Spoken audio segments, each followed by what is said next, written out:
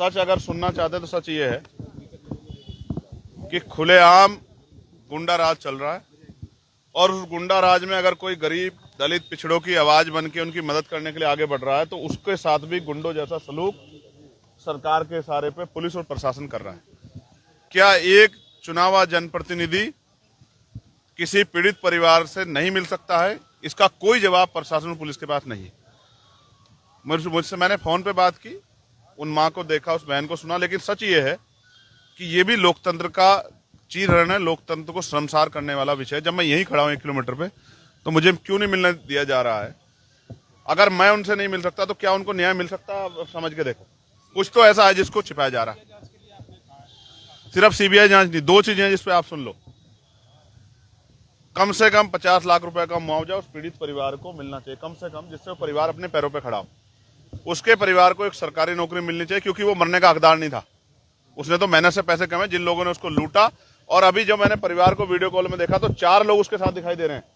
तो जब तक इस घटना की, इसको दूध का दूध पानी का पानी करने के लिए सीबीआई जांच नहीं होगी, तब तक पता नहीं लगेगा। और मैं आपके माध्यम से कहना चाह रहा हूं, चाहे मेरठ की घटना हो या मुजफ्फरनगर की, ये दोनों घटनाएं, इन दोनों घटनाओं में जिस तरह का व्यवहार पुलिस का, प्रशासन का आम जनता के प्रति रहा है, उससे मैं ये मानता हूं कि ऐसी स्थिति में न्याय नहीं होगा। हम जल्द अपने साथियों से बात करके कमजोर वर्गों की पंचायत जो है वो चाहे मुजफ्फरनगर में करें या मेरठ में करें, जब तक हमारी मांगे पूरी नहीं होगी हम उस पंचायत को चलाएंगे। ये पंचायत इसलिए होगी क्योंकि अगर वो हमें हमारे परिवार से नहीं मिलने देंगे तो हम अपने परिवारों को खुद अपने साथ बिठाकर उनके न्याय की लड़ाई को लड़ेंगे। आपसे बात हुई है पीड़ित परिवार से, क्या कुछ कहा?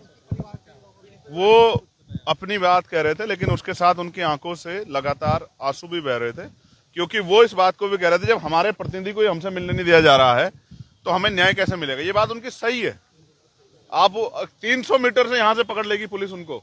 मैं कोई अपराधी हूं? देखिए 8-10 मर्डर कश्यप समाज के हो चुके हैं, 8-10 मर्डर आज तक सरकार ने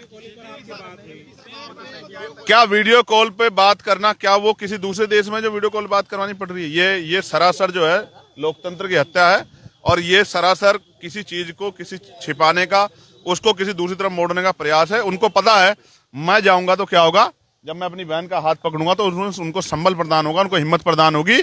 और वो जो बात फोन पे नहीं बता पाती क्योंकि पुलिस के अधिकारी कर, शायद वो मुझसे बता पाती। देखिए मैं ये कह रहा हूं, आप मुझे मेरठ जाने से रोक रहे हैं, आप मुझे सोनू कश्यप के परिवार से मिलने से रोक रहे हैं जो मेरा ही परिवार है।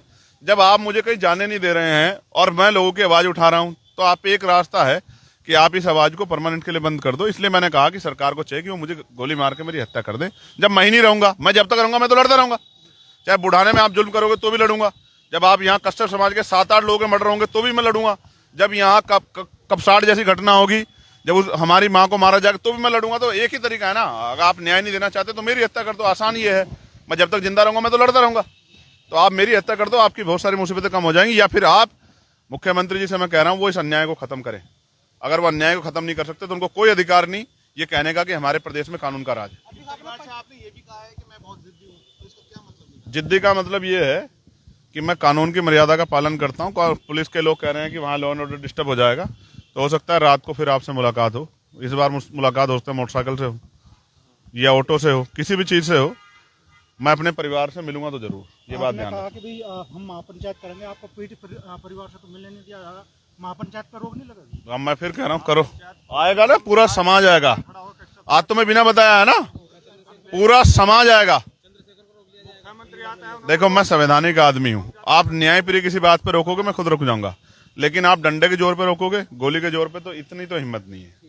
गोली तो मैं खा सकता हूँ, मेरी अगर देखना, अगर गोली चली इस पंचायत में सोनू कश्यप की आवाज उठाने के लिए, कपसाड़ की जो हमारी बहन है उसकी आवाज उठाने के लिए, तो गोली सीने पे लगेगी, कमर पे लगेगी, याद रखना मेरे को। कपसाड़ वाले मामले में पीड़ित अपने परिवार से मिली, उसने जो बयान जो उसके आए हैं वो उसने जिस तरह से कहा कि मेरे साथ तो गलत हुआ है, उसको लेकर ये उन सब लोगों के मुंह पे एक जोरदार तमाचा है जिसने पिछले 3-4 दिनों से उस बेटी का चरित्र हनन किया है, उस परिवार को गलत साबित करने का काम किया, जो तमाशा कर रहे थे, बड़े बड़े मंचों पे बड़े भाषण दे रहे थे।